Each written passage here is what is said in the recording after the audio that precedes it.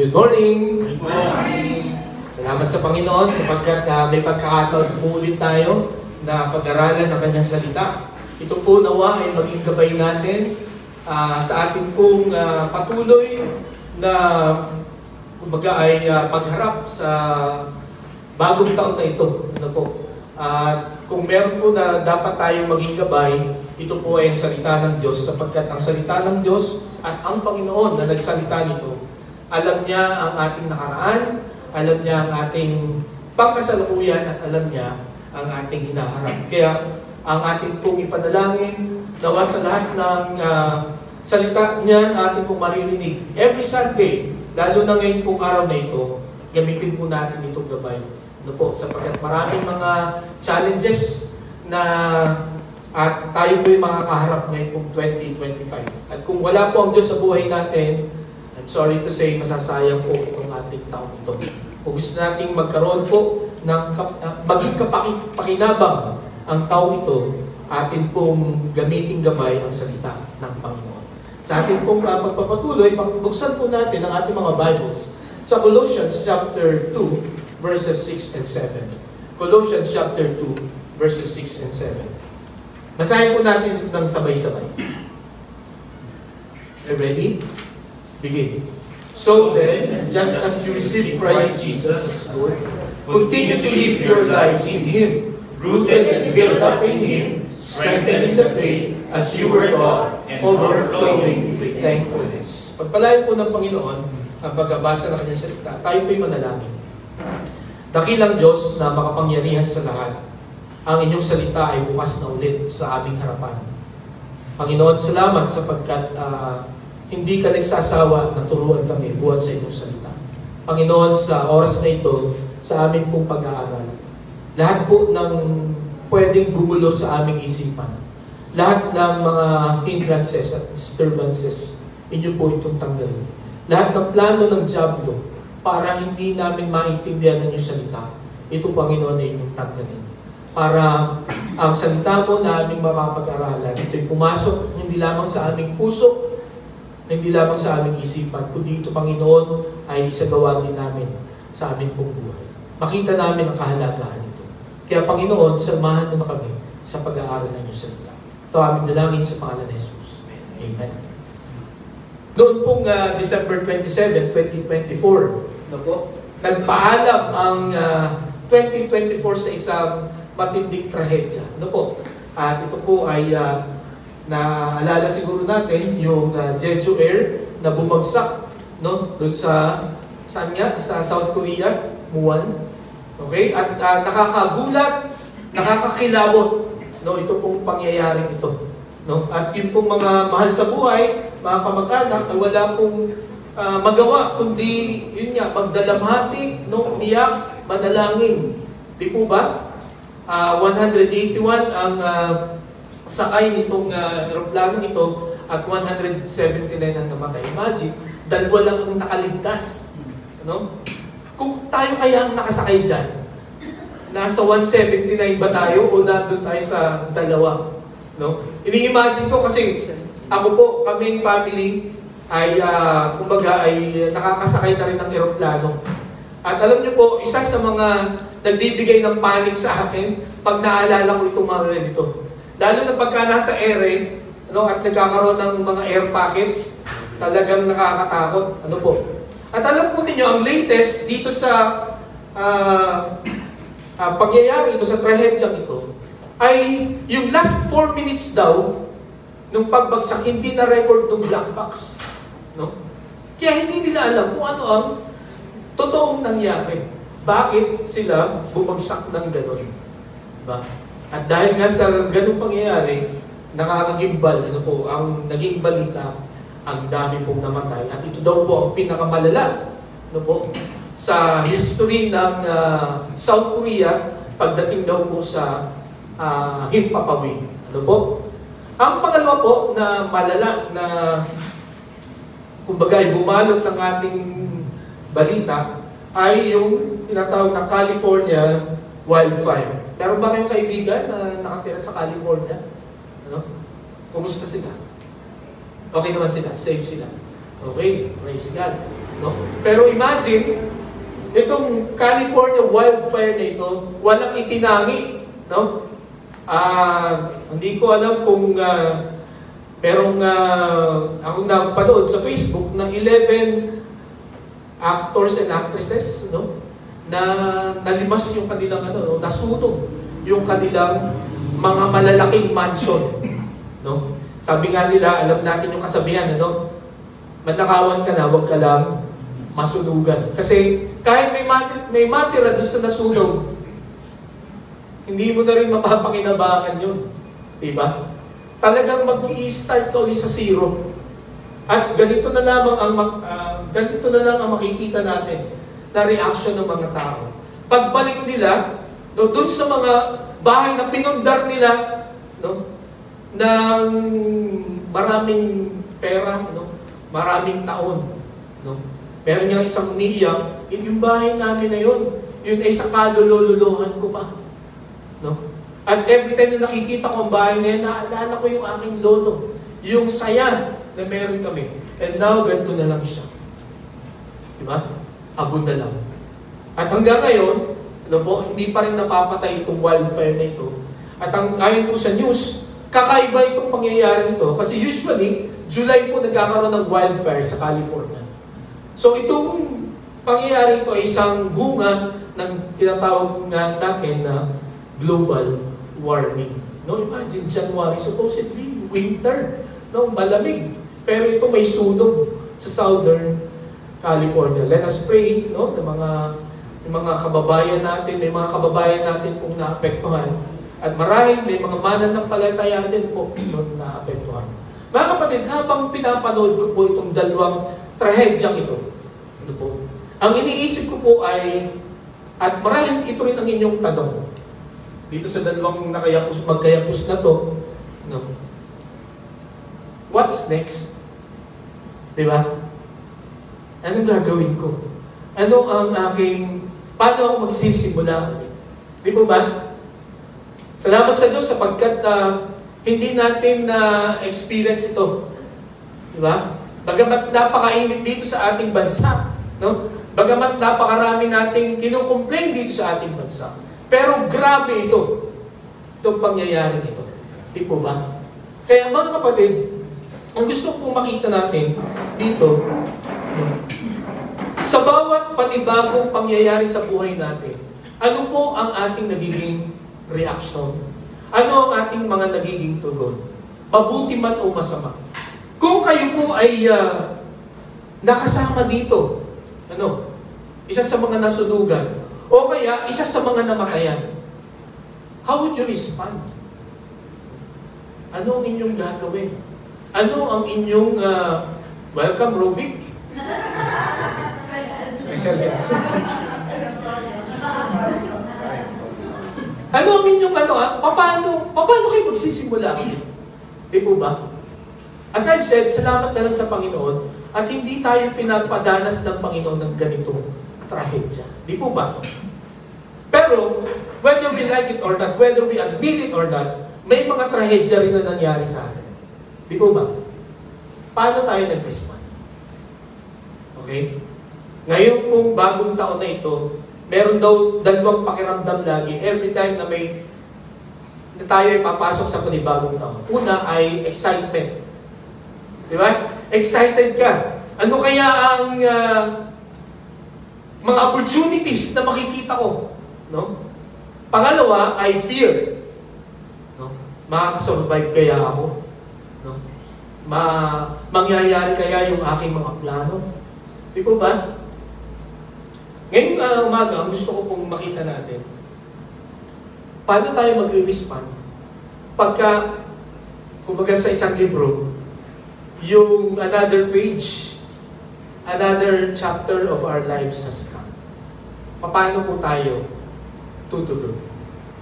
Paano natin pagyayamanin? Paano po natin gagawing kapakipakinabang ang panibagong yugto ng buhay natin? Sapagkat definitely mga kapatid, ngayong 2025, itong 2025, ito po ay bagong yugto, bagong chapter ng buhay natin.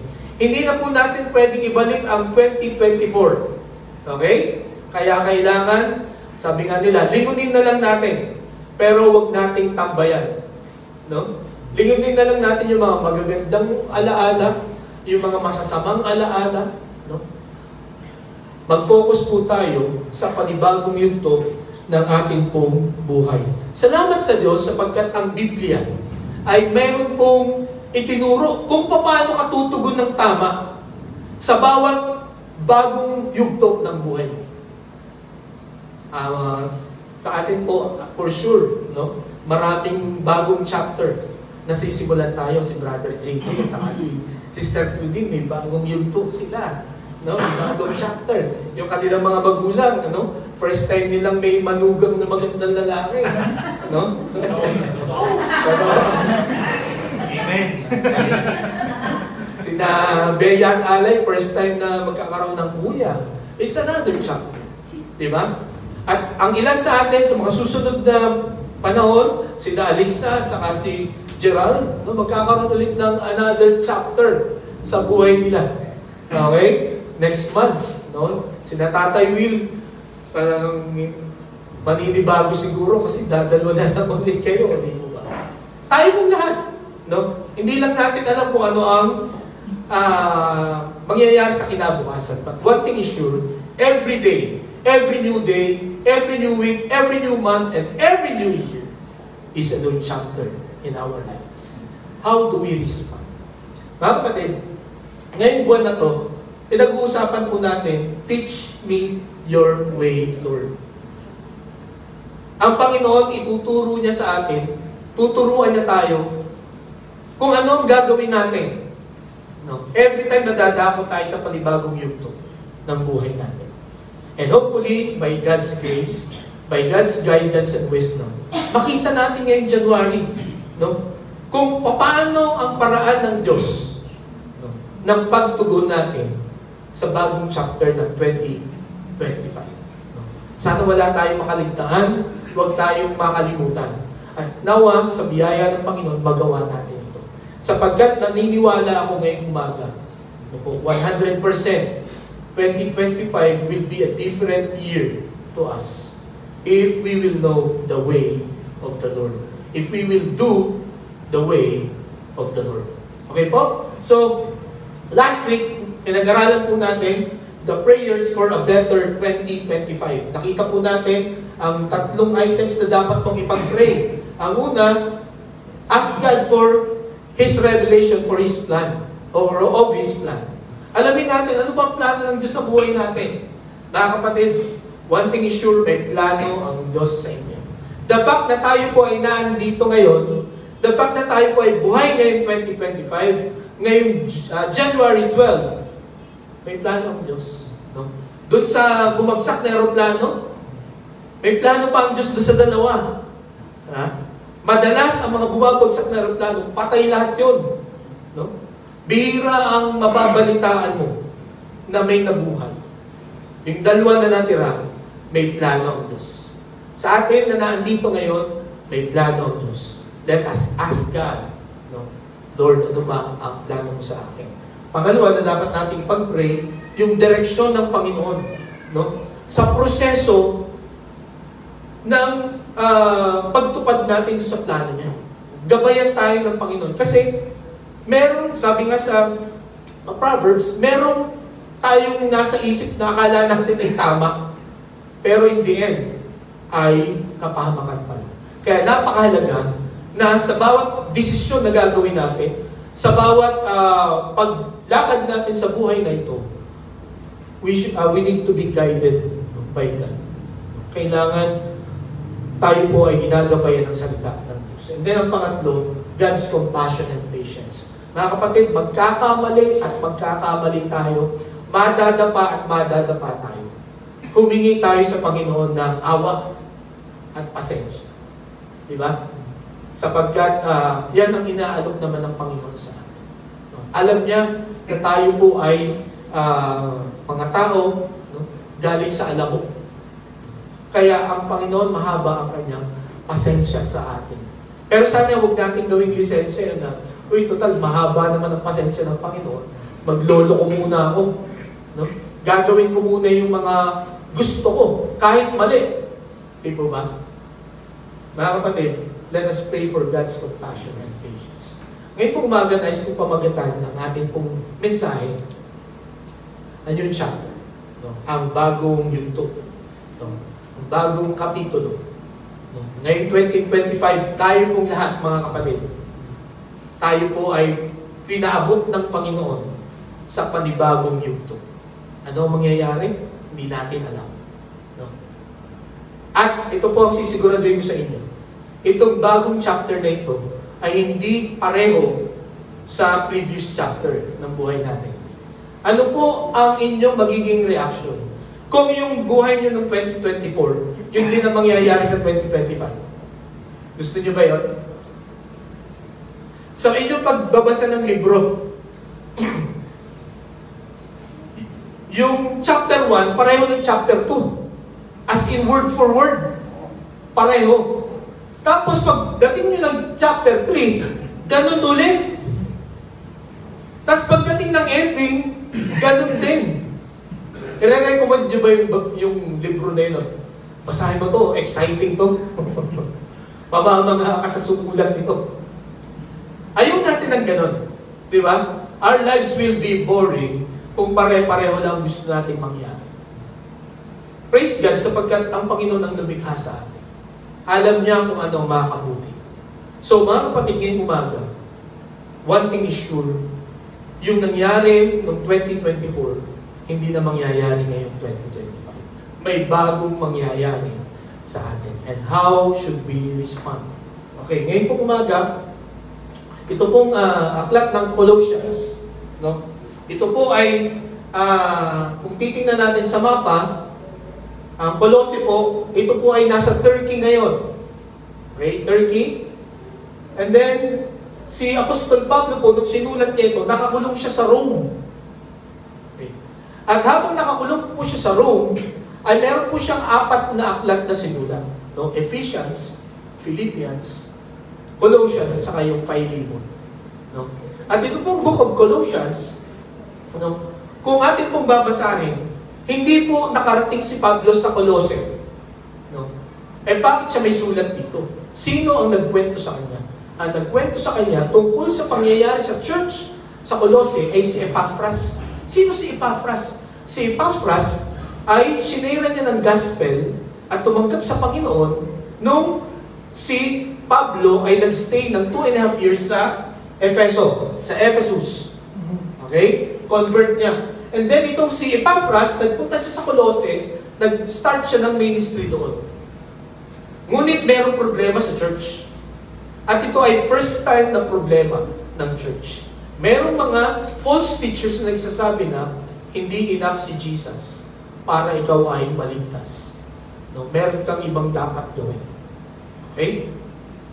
So itong, nung mabalitaan po ni Epaphras na si Pablo ay nakulong, no, sa Rome, nagpunta siya doon. No? Para tulungan si Pablo, doon po, sa Rome, nung nakulong siya, parang house arrest ang nangyari. No? So pwedeng tumanggap ng bisita, pwedeng magstay doon yung mga bisita at tagapagluto, o kaya hindi ko alam kung tagamasahin niya si Epaphras. No? Pero nakalagay doon, pumunta siya to serve Paul. No? Paul's needs. So, kwento ni Epaphras kung ano ang nangyari sa Colossae na mayroong problema.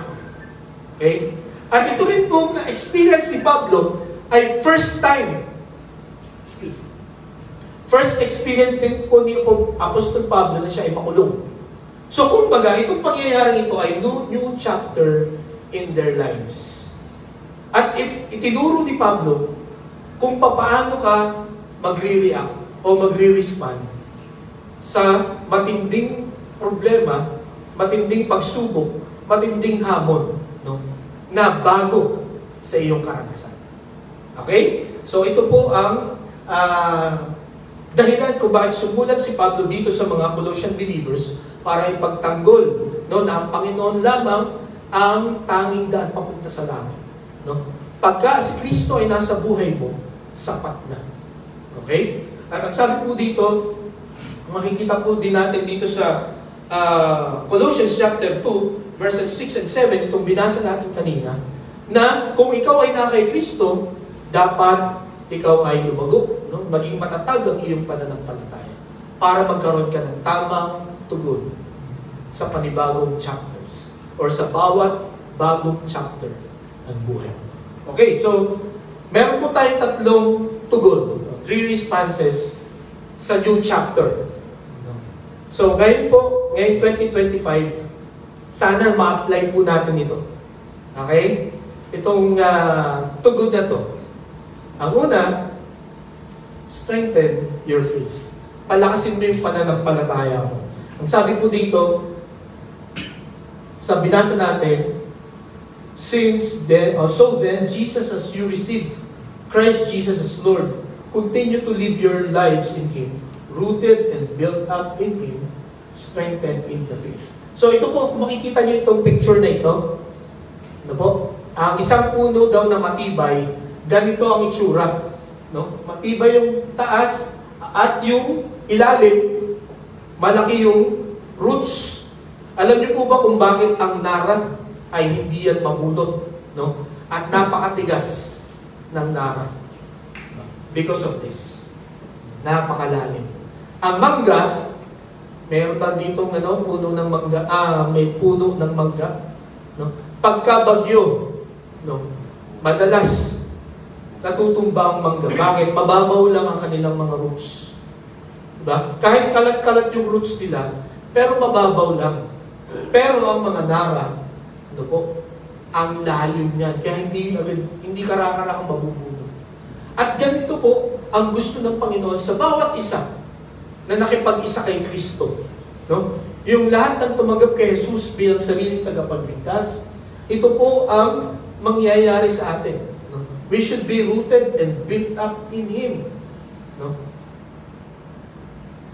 Strengthen in the faith. Dapat po maging matatag ang ating pong pananampalataya. Pananampalataya kanino? Sa ating pong Panginoon. No? Na kahit anong bagyo ang dumaan sa buhay natin, signal number 5 man yan, or signal number 1, hindi tayo tutumba.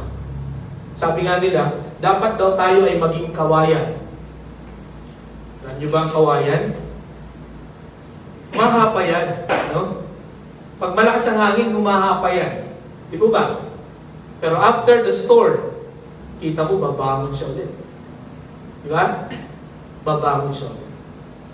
Many times in our lives, sa tindi ng pagsubok, yumuko tayo. Di po ba? Nasisira yung loob natin. Nadi-discourage tayo. Pero katulad ng kawayan, nawa after the storm, we will rise again. Kung nasa atin po ang Panginoong Jesucristo, that will happen. Pero kung wala, mga kapatid, kung wala sa atin ang Diyos, no, kung wala sa atin si Kristo, kahit simpleng problema, mga kapatid, taranta tayo. No? Panik tayo. Diba? Pero kung nasa atin po si Kristo, iiyak din tayo. No? Masasaktan din tayo. Pero makakabalik tayo, mga kapatid. Sapagkat ang Panginoon ang magbibigay sa atin ng kalakasan. We need to strengthen our faith. No? Sa bawat panibagong yugto ng buhay natin, dapat ang atin pong thinking ay, I will always strengthen my faith. Po, yung pong nasusunugan ngayon sa California, at yung mga namatayan sa South Korea, ang akin pong panalangin ay hindi sila magaling sa Diyos.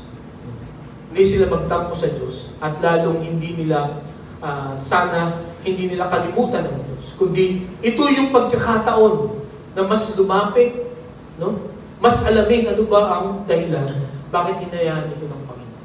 Mga kapatid, ngayong umaga, pagka kayo po ay dumadaan sa mga pagsubok, dumadaan sa mga problema, ano ang una nyong naiisip?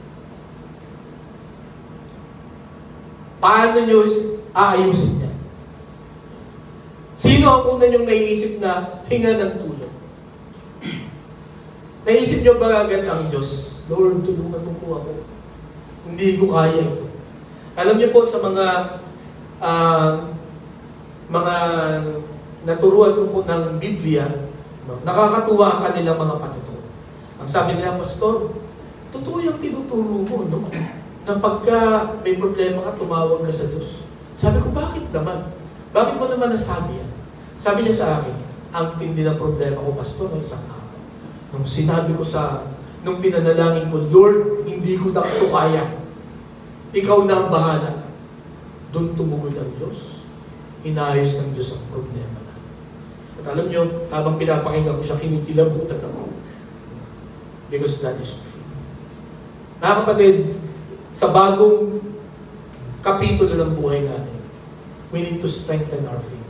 How do we strengthen our faith? Paano ba? Okay, meron pong ang tawag dito ay wheel illustration. Ito po ay natutunan ko sa Navigators. Dito po. Ewan kung merong naka-display dito na drawing. Pero, ang sabi niya, ito daw pong buhay natin ay parang gulong. Okay?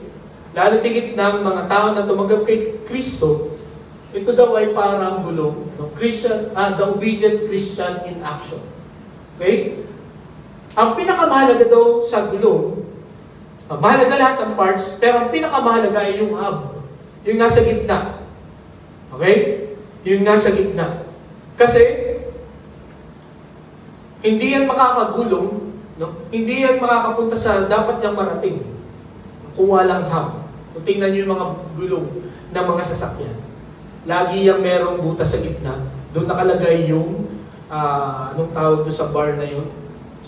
Shaft, ang tawag. No? Na yun ang nagpapagulong sa gulong. Okay? At kung mapapansin nyo, laging nasa gitna yung hub. Okay? Ewan kung may nakita ba kayong hub na nandito? Madalas nasa gitna yan. Di ko ha? So, sino ang dapat nasa gitna ng buhay natin?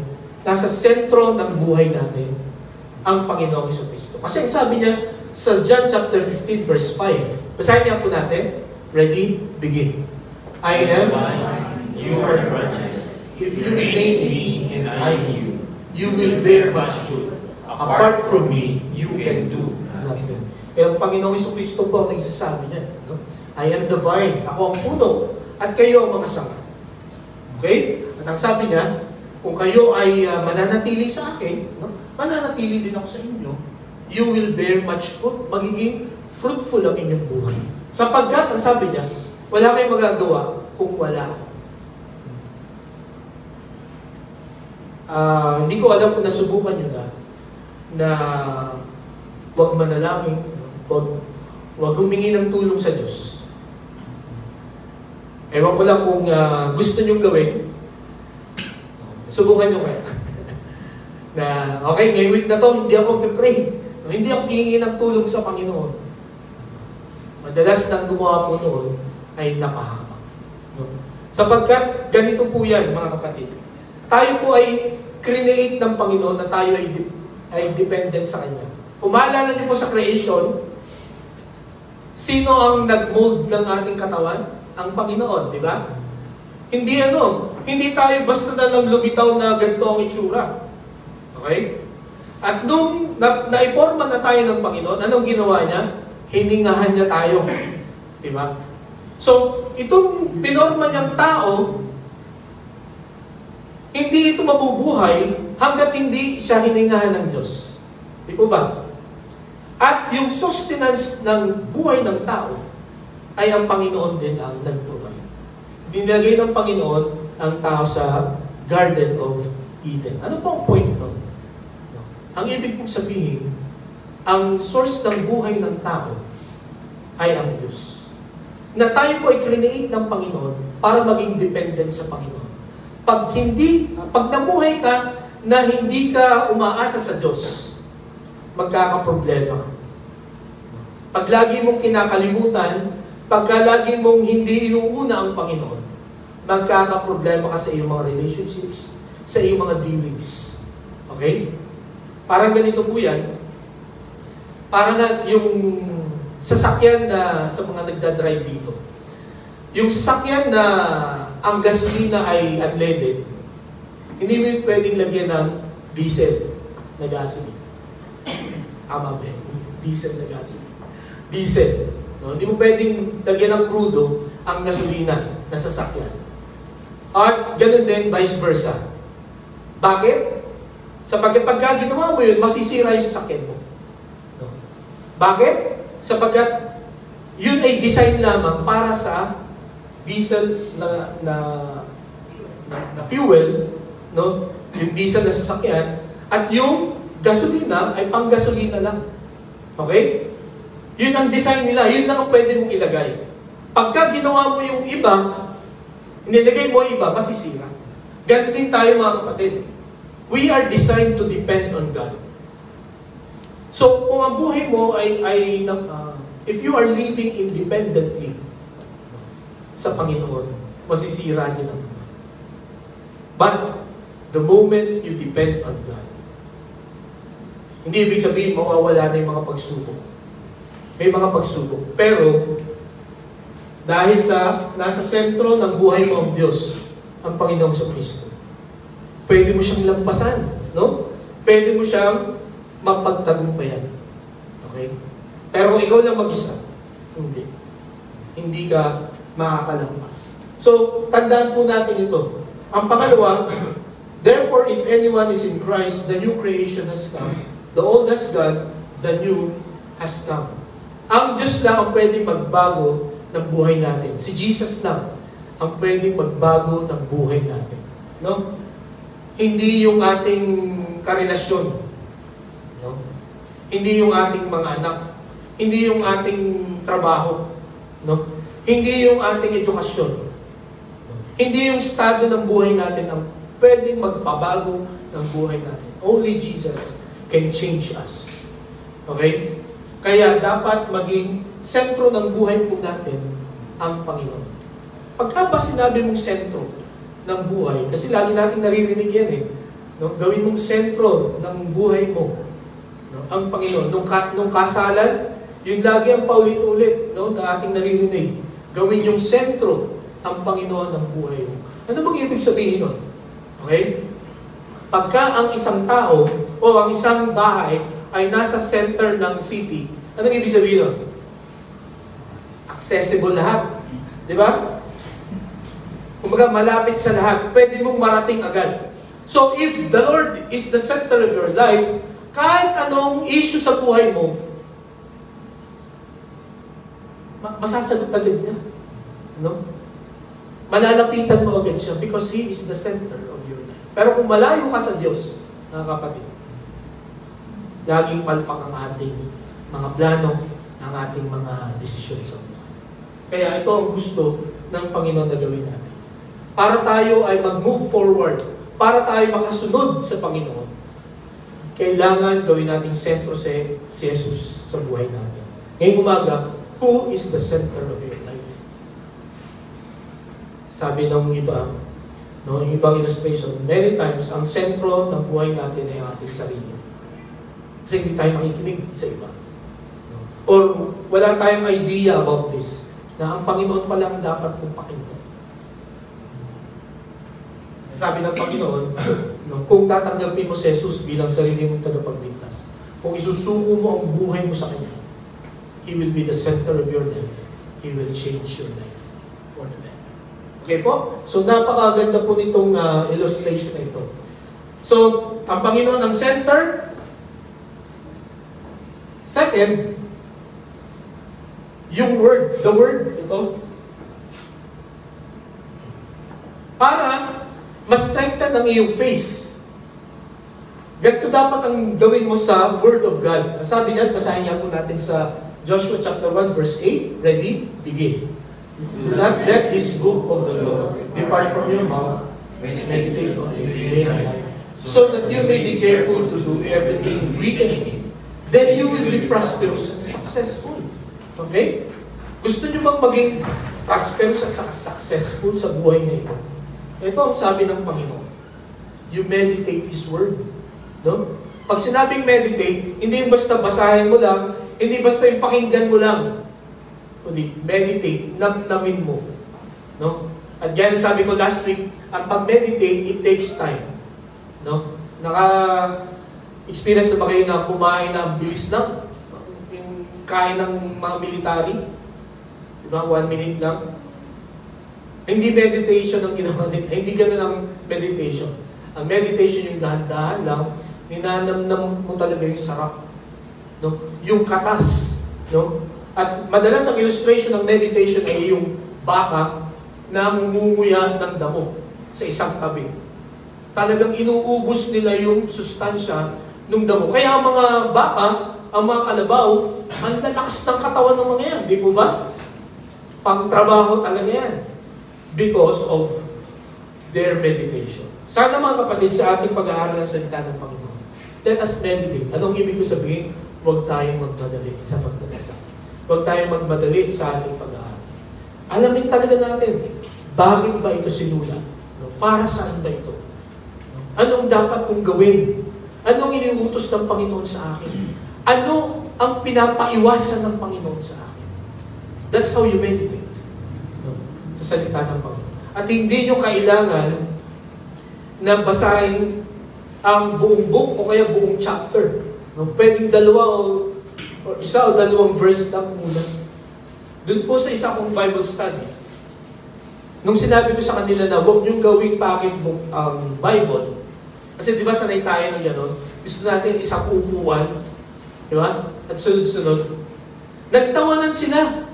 No, nung sinabi ko, huwag niyong gawing pocketbook ang Bible. Sabi bakit kayo nagtawa? Kasi yung mag-boyfriend na BDBS ko, sabi ng guy, grabe kasi kaming mag-aral ng Bible nitong girlfriend ko. Sabi ko, bakit? Kasi, minsan, 2 books ang pinag-aaralan namin, isang upuan. Sabi ko, gaano katagal? Kaya nag-Bible study, half day. Half day. Oh, sabi ni Pastor, 2 verses lang. Pero yun ay sa simula lang. No? Kasi, the more you enjoy God's Word, pahaba siya ng pahaba. Di ba ba? Pero ang point ko mga kapatid is, kailangan natin i-meditate. Alamin natin, ano ba sinasabi ng Diyos sa atin. Okay?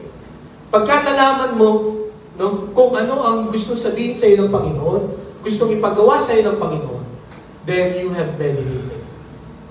Pero kung after mong basahin, ngayong umaga, pagkatapos mong pakinggan itong mensahe ko, itong mensahe natin, paglabas nyo dyan, ano nga bang mensahe ni Pastor? You did not meditate. Kinilitiin nyo lang ang inyong mga tainga. Di ba? Kasi ang meditation, you remember and you apply it in your life. Okay? So, paano mo mapapatatag ang iyong pananampalataya? You have to make Jesus as the center of your life. Pangalawa, you meditate in His Word. Second, you need to pray. Okay? Sabi niya, don't be anxious about anything, but in every situation, by prayer and petition with thanksgiving, present your request to God, and the peace of God which transcends all understanding will guard your hearts and your minds in Christ Jesus. Napakaganda nung yung first line, don't be anxious about anything. Ang ibig sabihin, huwag kang mangamba sa kahit ano.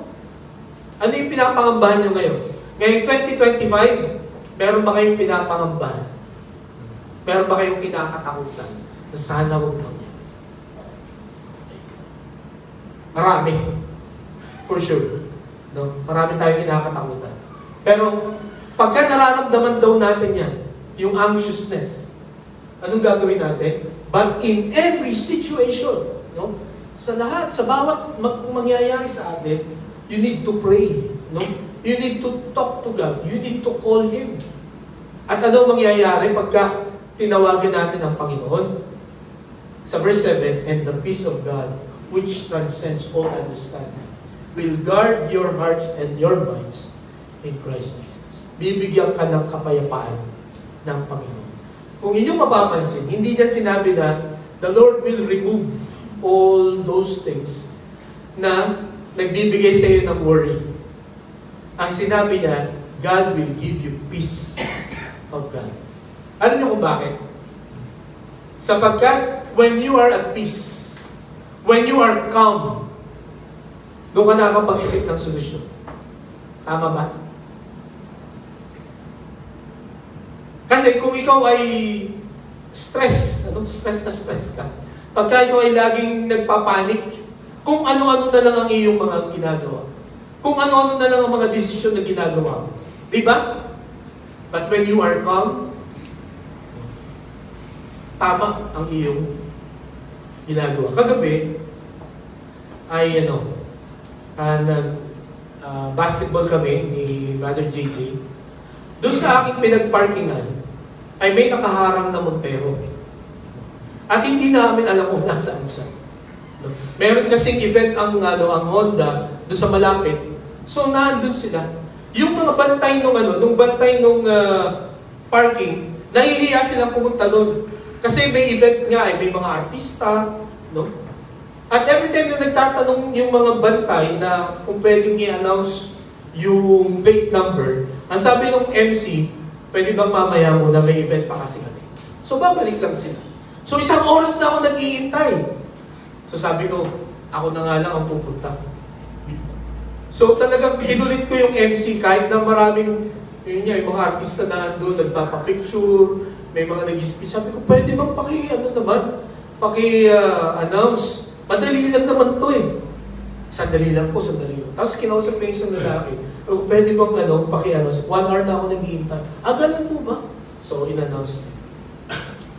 Sabi ko, ano kaya magiging attitude ko dito? Papagalita ko kaya yung may-ari ng hotel? Sisigawan ko kaya siya? Mag-road rage din kaya ako? Mag-uuramentado kaya ako? But salamat sa Panginoon dahil kinontrol niya yung aking emosyon. No, sabi ko, hindi na ako magagalit, aalis na lang ako. So, after the announcement ng plate number, nandun agad in 1 minute, so nakalabas ako. Malis na ako. Sabi ng asawa ko, hindi ka man lang nagalit. Hindi mo man lang sila pinagalitan. Sa isip ko rin. Kung ikaw? Kung kayo, siguradong magwawala kayo doon, di ba? No? Pero salamat sa Panginoon dahil, yun nga, sa mga ganong sitwasyon, when you ask the Lord, kung hiningi mo ang tulong ng Panginoon, eh di mabilis na. Kung baga nakaalis na agad ako, kung nagwala pa ako doon, ano kaya nangyari? Di ba? Lalo akong napatagal. Okay? So, when you are anxious, when you need something, or when you are in need, you pray. You ask God. No? Huwag niyo munang isipin yung mga tao na pwedeng makatulong sa atin. Ang una niyong tawagan ay ang Panginoon. Because the Lord will give you peace of mind. Hindi niya tatanggalin kung ano man yung problema mo. Bibigyan ka niya ng peace of mind. Kasi pag may peace of mind ka na, makakapag-isip ka na ng tama. Di ba? So yun po ang makikita natin dito. Next ay fellowship. No? Alam niyo po ba kung bakit nag-i-invite tayo, kung bakit tayo nagtitipon dito every Sunday? Hindi dahil sa wala lang tayong magawa sa bahay. No? O hindi dahil sa nakasanayan natin lang ang pagpunta dito. Diba? Or hindi dahil sa para hindi naman kayo, o para hindi naman ako magtampo sa inyo. Hindi po yan ang dahilan bakit tayo nagkikita-kita. Ito po ang dahilan kung bakit gusto ng Panginoon na tayo ay laging magsama-sama. Basahin niya po natin, Hebrews 10:24 and 25. Ready? Begin.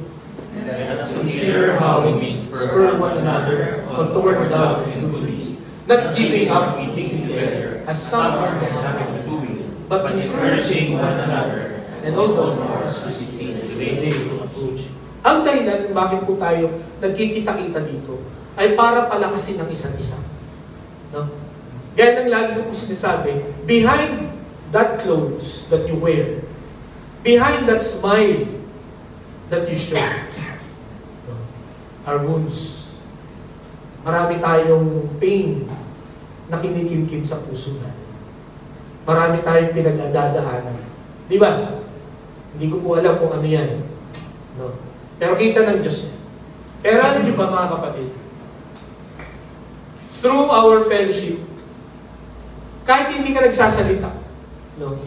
Basta makita mo lang yung isang tao na nandiyan, parang nare-relax ka na. No? nai-encourage ka na. Lalo na kung marinig mo na yung pinagdadaanan mo, katulad din ng pinagdadaanan niya. Di ba? Ako ganun, pagka yung wala akong pera, tapos sinakausap ko, wala rin akong pera. Nakaka-encourage ba yun? No? Parang pala tayo ng pera. Diba? Pero yung mga bagay na yun, ito yung mga bagay na hindi mo makikita sa ibang samahan. Sa school, no? Sa work. Sa work, talagang competition Sa school, competition lagi din. Diba? Pero sa church, we encourage each other. No? Pag kumanta ka dito at medyo sintonado, masasabihin sa'yo, praise God. Nakaka-bless yung kanta mo. But, mga kapatid, walang pagluloko yun. No? Totoo po yun. Parang ma-appreciate mo yung lakas ng loob. Di ba? But my point here is, mga kapatid, every time we come to church, you are an encouragement. Hindi pa kayo nagsasalita, nagiging encouragement na kayo sa bawat isa. Kaya, let's come. No? Sabi dyan, don't give up meeting together as some are in the habit of doing. Okay? So, sana pag darating ang Sunday, Saturday pa lang mag-prepare na tayo. No? Lanchay na natin yung damit natin.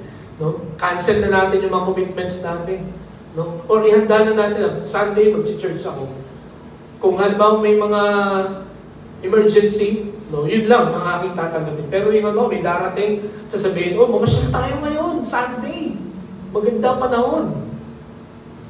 Sana lagi natin unahin ang pumunta sa church, encourage one another, and to worship God.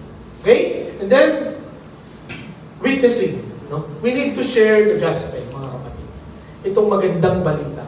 Sabi ko ni Apostol Pablo, for I am not ashamed of the gospel of Christ, for it is the power of God to salvation for everyone who believes, for the Jew first and also for the Greek. Okay? So si Apostol Pablo, hindi ko kinakahiya na magbahagi ng mabuting balita kasi makakatulong ito. Diba? Pagka ikaw ay may malalang sakit, no? May COVID, halimbawa, nagka-COVID ka. Tapos itinago sa'yo ng kapatid mo, ng magulang mo, yung gamot. Hindi na sinabi na sa'yo na may gamot kasi nahihiya sila. Natatakot sila. Anong mararamdaman mo? Diba? Magagalit ka. Hindi mo sinabi may gamot pala. Mga kapatid, ngayong umaga, lahat ng tao pagka wala ang Diyos sa buhay nila, ay mapapahamak. Diba? Sabi ng Bible, pupunta sa impyerno ang isang tao na walang Jesus sa kanyang buhay. At tayo po, no? Every Sunday, every Wednesday, lagi po nating pinapangalan na we need the Lord Jesus Christ, no? Para magkaroon tayo ng buhay na walang hanggan. Yan po ang tinuturo ng Biblia. Nawa, yung simpleng mensahe yun ay ating ibahagi. At ipakita natin sa ating pong buhay na nagbago ang buhay natin. Kasi iba yung nagsasalita ka, tapos yung sinasabi mo taliwas. Di ba? Dapat yung ating sinasabi pareho ng ating pong buhay. Di ba? Sabi ng Panginoon, pagka ikaw ay na kay Kristo, bago ang nilala. So, ipakita natin, no, na talagang may nagbago sa buhay natin. Halimbawa sa ating family, no, dati ikaw ay tamad. No? Dati ayaw mong maghugas ng plato. No? Dati hindi ka mautusan, pero ngayon, pag nag-volunteer ka na, kahit na sabihin sa'yo ng magulang na may sakit yata, tuloy lang. Di ba? Dati masungit ka, pero ngayon napaka-friendly mo na. No? Dati hindi ka makangiti, pero ngayon, nakakangiti. Sa trabaho, no, we work hard. No? Ipakita po natin na talagang tayo ay uliran, no? Huwaran, no? Pagdating sa pagtatrabaho. Nakakalungkot na ikaw ay nagsishare ng gospel, pero ikaw yung nag-undertime lagi, o kaya late lagi, no? O laging palpak ang trabaho mo. Hindi talaga ikaw papaniwalaan sa sinasabi. Pero kung ikaw ay maaasahan parati, di ba? Then they will see Jesus in your heart, in your life. You will be a living testimony. Sabi ni Apostol Pablo, I am not ashamed of the gospel. Hindi ko siya kinakanya. Binabahagi ko talaga siya kasi makakatulong siya sa kaligtasan. Sa mga Hudyo at sa mga Grego. Noong unang panahon, yun lang ang kanyang sinisharean. So, kasama tayo sa mga Greeks. No, ang ibig sabihin, hindi mga Hudyo. Okay? So, yan po ang paraan para po tumatag ang ating pananampalataya. Magbigay tayo ng oras sa pananalangin, sa pag-aaral ng salita ng Diyos, sa pag-attend, sa fellowship, at sa pagbabahagi ng kanyang salita. Hindi po nire-require ng Panginoon na maghapon mong gawin ito. No? Kundi, sa bawat araw ng buhay natin, unahin lang natin ang Diyos. Unahin lang natin kung anong pinapagawa. And the rest will follow. Tingnan po natin. Let us observe kung ano ang mangyayari. So, yun po ang una pa lang yan, nung oras. Maaga pa pala. Okay. So, ito ang unang dapat nating tugon pagka may bagong chapter sa buhay natin. We need to strengthen our faith. No? Paano? Kailangan mag-spend tayo ng time sa pagbabasa ng salita ng Diyos, pananalangin, pag-attend, pagdalo, at pagbabahagi ng kanyang salita. Kung inyong mapapansin, itong will na ito, itong prayer and word, ito yung vertical relationship mo. No? Ikaw at ang Diyos na nag-uusap dito. Doon sa word and prayer, di ba? Sa word, ang Diyos ang kumakausap sa iyo. Sa prayer, kinakausap pa ang Diyos. Dito naman, witnessing and fellowship, horizontal relationship naman. Sa mga tao mo gagawin yan. Nakuha niyo po ako? So when you spend time with this, ang tawag sa iyo ay obedient Christian in action. Okay? Ano man ang pagsubok na madaanan mo along the way, pagka ang nasa sentro mo ay Panginoon Jesucristo, kakayanin mo yan. Kakayanin natin. Okay po? So, ang pangalawa na tugon sa bagong chapter sa buhay natin, hindi lamang strengthen your faith, but stay on your course. Okay? Stay on your course. Anong ibig sabihin? Kung ano man ang nakita mong plano ng Diyos sa'yo, manatili ka doon. No? Huwag mong isipin na baka may iba pa. No? Baka may ibang daan pa. Diba?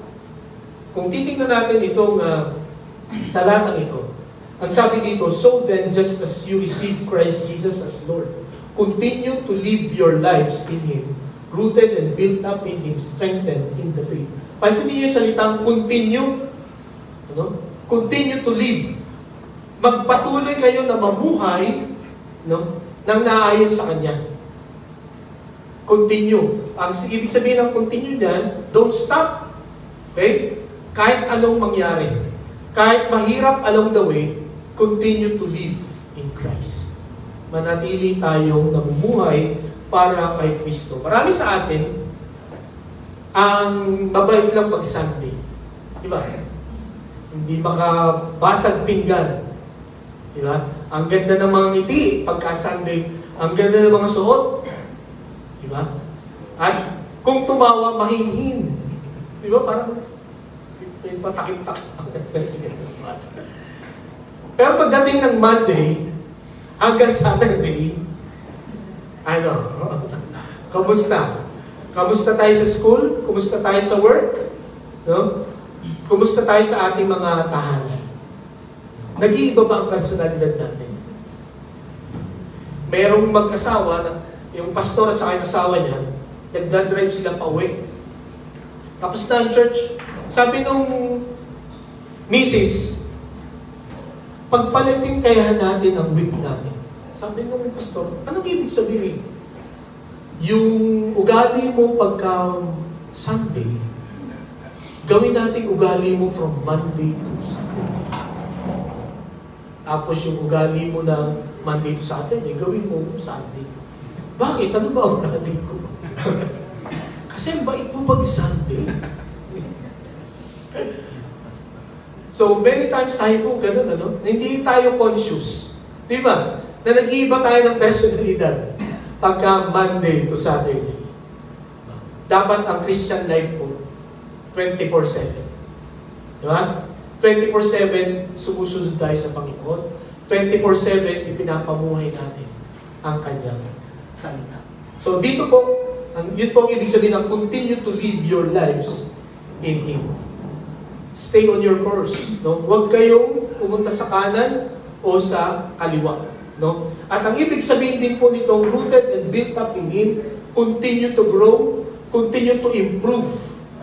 Okay? Yan po ang plano ng Diyos sa bawat isa sa atin, that all of us will grow every chapter or every new chapter in our lives. No? Ngayon pong 2025, may plano ba kayo mag-improve? Hindi nyo naisip. Ano, sa ating grades, no? May napanood ako sa Reel, sa FB. Nagre-reklamo siya. Kasi 73 ang kanyang grade.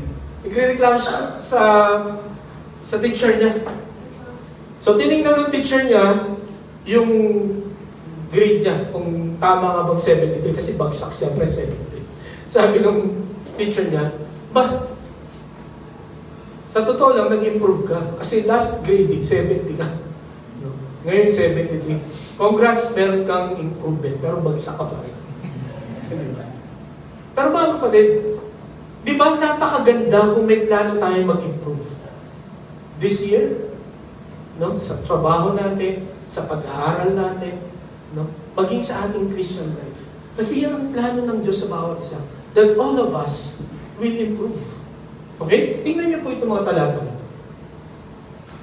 Ang sabi dyan, basahin niya po natin sa 2 Peter chapter 3, verse 18. Ready? Begin. But grow in the grace and knowledge of our Lord and Savior Jesus Christ. To Him be glory, both now and forever. Amen. Grow in the grace and knowledge. Okay? Yung biyaya at yung iyong kaalaman tungkol sa Panginoon. Okay? Marami sa atin, ang sapat na umaten, nakikinig, pag-uwi, wala na. Pero, alam po ninyo, kung gusto nating mag-grow sa ating kaalaman tungkol sa Panginoon, we need to keep on studying the Bible. For example, gusto mo bang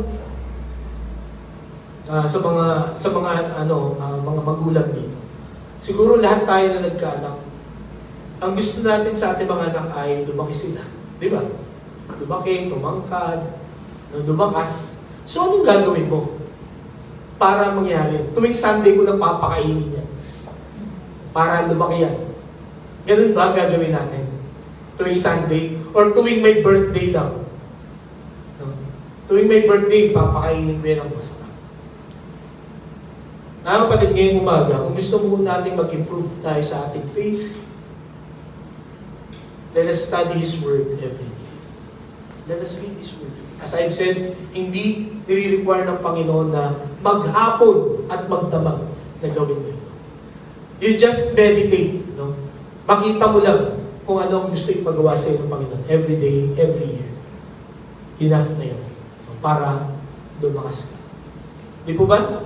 So dito mga kapatid, God wants us to grow in the grace and knowledge of our Lord. Second, sa Philippians chapter 1 verse 9, basahin niya po natin, ready, begin. And this is my prayer, that your may abound more and more knowledge and love, no? Na yung pag-ibig mo ay mag-grow more and more.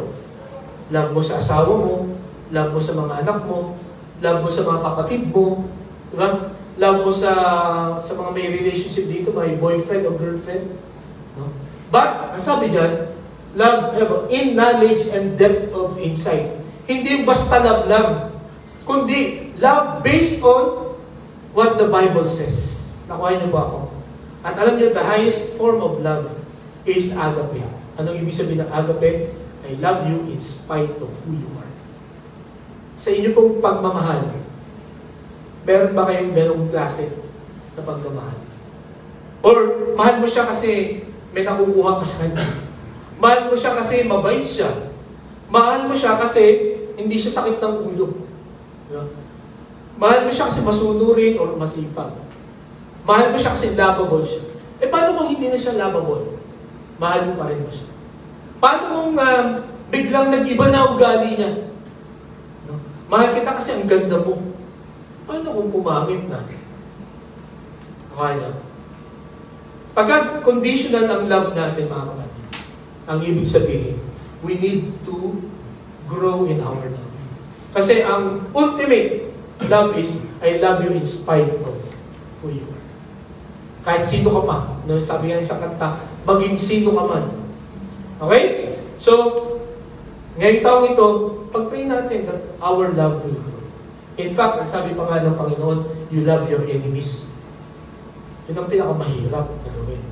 Di ba? Pero sabi ng Panginoon, anong kaibahan nyo kung yung lovable lang ang mamahalin niyo? Pero yung enemies, hindi nyo kayang mahalin. Hirap nun. No? Alam nyo, binabasa ko pa lang, parang naglalak na yung naglalak na yung lalamudan ko. No? Kasi ang hirap nun. Ang tao lang na may Kristo sa kanyang puso ang pwedeng gumawa ng ganun, to love his or their enemies. Bakit? Ang Panginoon ang kikilo sa iyo. No? Kaya meron ba kayong kagalit sa oras na or hindi nyo mapatawad ng tao? Or anino pa lang, sira na ang araw. This is the kind of love that we need ngayon pong 2025. Kailangan po natin i-improve. Okay? Next, ang sabi pa dito, sa 2 Corinthians chapter 8, verse 7. Basahin niya po ulit natin. Ready? Begin. But since you excel in everything, in faith, in speech, in knowledge, in complete earnestness, and in love, weeping no you. See that you also excel in this grace of giving. So dito po, kailangan din natin mag-improve sa atin pong pagbibigay, pagkakaloob. Maraming mga taong na-offend pagka pinag-usapan sa church ang pagbibigay. Ngayon po umaga, nawa hindi po maging ganun ang reaction natin. Every time na pinag-usapan ang pagbibigay. Alam niyo kung bakit? Kasi ang sabi po dito sa Proverbs chapter 11 verses 24 and 25. Basahin nga po natin. Ready? Begin. One person gives freely, yet gains even more. Another withholds unduly, but comes to poverty. A generous person will prosper. Whoever refreshes others will be refreshed. Okay, so if you are a giver, sabi doon sa verse 24, gives freely, yet gains even more. Pag nagbigay ka pala, mas dadami pa yung pakinabang mo. Mas madami pa yung matatanggap mo. Then sabi sa verse 25, a generous person will prosper. Ang mapagbigay na tao ay uunlad. Tandaan po natin. Meron isang pastor na nagsabi, tinanong siya nung isang babae, Pastor, ano ba ang ideal man na pwede kong i-consider? Kung mag-aasawa ako, ano ba yung quality na pwede kong hanapin sa lalaki? Sabi niya, ito, generous person. Alam mo kung bakit? When you find a generous person, hindi ka maghihirap. Why? Because a generous person will prosper. Sabi niya, gandang yan magandang yan, qualification. Kaya sa mga single dito, find a man or a woman, a generous person. You will prosper. Okay? So, hindi ko sinabi yan. Hindi ko pangako yan. Pangako ng salita ng Diyos. So, when we talk about giving, sana mas maging excited tayo. Because God, as an instruction, kung paano tayo makakagain, makakagain ng marami pa na blessing buwan sa Panginoon, is through giving. Sabi pa nga sa 1 Corinthians, it is more blessed to give than to receive. At yan ay napatunayan na ng marami sa atin, time and time again. I've proven that time and time again. At kung ito ay inyong susubukan, you will be prosperous. Okay? Sabi ng Bible po yan. Okay? So, yun po ang pangalawa na gusto ko pong makita natin. Maging reaction natin.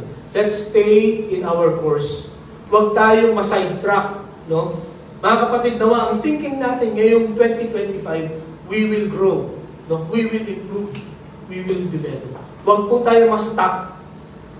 Okay? Huwag tayong maging stagnant. Sapagkat alam natin ang amoy ng stagnant waters. Di po ba? Mabaho. Kaya huwag kayong maliligo sa lake. Kasi stagnant yun eh. Mabaho. Mabaho siya. Maligo kayo sa ilog. Kasi yung running water, malinis. Pero huwag lang dito sa ilog Pasig, ha? At kakaiba ang tubig dyan. Yeah. Pero ang ibig ko pong sabihin, nawa, ngayon pong 2025, pagdating ng December 31, 2025, makikita po natin na nag-improve po tayo. Okay? Basta atin pong itaas ito sa Panginoon, ipadalangin natin sa Kanya. Okay? Ang panghuli po, share your blessings. Okay? Ano ang iyong magiging reaction or response sa bagong chapter ng buhay mo? Una, you need to strengthen your faith, stay on your course, and then ang pangatlo, you share your blessing. Sabi po doon, overflowing with thanksgiving. When Apostle Paul said overflowing, ang ibig sabihin ng overflowing, puno ka na, tapos umaawas pa. Okay? So yan ang ibig sabihin ng pag-share. No? Hindi ka mawawalan pagka nag-share ka. No? Kasi lagi kang pupunuin ng Diyos. Yun nga, a generous person will prosper. Okay? Kasi kung tikom ang iyong kamay, no? Yung blessing na ibabagsak sa'yo, anong mangyayari? Parang, ay, hindi ko pwedeng ibigay ito. Akin lang to. No? Alam niyo ba kung tikom ang kamay natin sa Panginoon? Limited lang yung matatanggap natin. Kung ano lang yung hawak natin. Pero kung bukas siya, ang daming dadaan dyan. No? Bagamat dumadaan, pero ang dami. Pero ang maganda dito, sa pagdaan yan sa'yo, ikaw meron din. Okay? Hindi ka mawawalan. So, ang ibig ko pong sabihin dito, overflowing with thankfulness. No, ang ibig sabihin po ni Apostol Pablo dito, no, ang maging tugon mo, no, ngayong taon na ito, sa bagong chapter ng buhay, pagpapalaan ka ng Panginoon ng marami. Una, dapat maging mapagpasalamat ka. Then, pangalawa, you need to share your blessing. Alam niyo po ba na ang dahilan bakit pinagpapala tayo ng marami ng Panginoon ay hindi para maging secured ang future natin. Hindi po yun. Ang dahilan kung bakit tayo pinagpapala ng marami is for us to share it to others. Okay? Ang laging ibibigay lang sa atin ng Panginoon ay yung sakto lang. No? Yung tama lang sa pangangailangan natin. Kung may sobra, ang ibig sabihin nun, you have to share it to others. Para katulad mo, maranasan mo nila ang pagpapala ng Panginoon. Ngayong umaga mga kapatid, or ito ba, sa 1 Peter chapter 4 verse 10, sometimes, ang iniisip lagi natin, ang isi-share natin ay yung pera. Di ba? But we can share also our services, our time, our talents. No? Ang sabi sa 1 Peter chapter 4 verse 10, basahin nga po natin when he begin. Each of you should use whatever gift you have received to serve others as faithful stewards of God's grace in its various forms. Yung gift po dyan, hindi yung regalo na natatanggap natin nga sa tuwing Pasko o kaya tuwing may birthday tayo. Ang Tagalog doon sa gift dyan ay kakayahan. Meron tayong mga kakayahan. Di ba? Halimbawa, magaling ka kumanta. No? Huwag mo nang pilitin, huwag mo nang intayin pilitin ka. No? Na kumanta. No? Kasi alam niyo po, ang songs, no? Ang singing, sabi nga nila, it's a language of the soul. So, kahit hindi mo minsan naiintindihan yung lyrics, pero yung tono niya, nakaka-relieve. No? Kami mag-asawa, hindi kami nakakatulog nang walang music. Yun ang pagpatulog namin. Instrumental lang.